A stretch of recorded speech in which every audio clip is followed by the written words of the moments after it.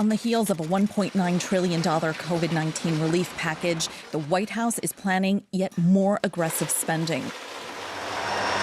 This time on American roads and energy grids, as well as the digital highway, including 5G networks. We will be able to significantly increase American productivity. The Biden administration is expected to propose infrastructure spending between $2 and $4 trillion to boost American competitiveness.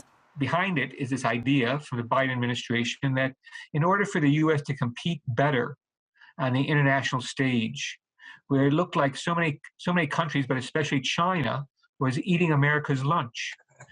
Biggest trading partner for many countries, including the EU and Japan and Australia, our allies. And so in order for the U.S. to compete better, we need to invest here at home. The spending package might also be broken into components where it's easier to win bipartisan support, including providing free nursery care for working mothers and tuition-free community college. A strong workforce will be needed to turn the blueprints into reality. And even though the U.S. stock market is high and the U.S. economy is still growing, more than 10 million people remain out of work. And those people will be crucial for building infrastructure back better. On a recent tour of some Rust Belt states, Biden spoke to workers, encouraging them to unionize. A vote by Amazon employees on whether to do this at its Alabama warehouse could lead to others following suit. Public support for unions is at its highest since the early 70s and at a record low for big business.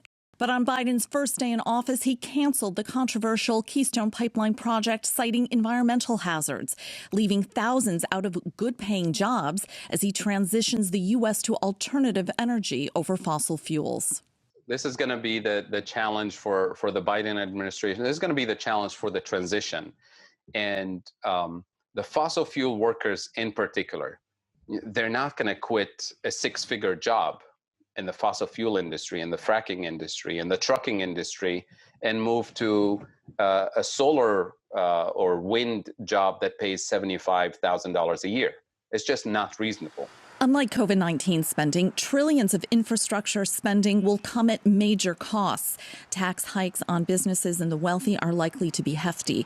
And while few argue against repairing age-old problems, with less commuters in the age of COVID-19, some question the costs at building back better and would simply settle for building it back. Stephanie Sprague, TRT World, New Brunswick, New Jersey.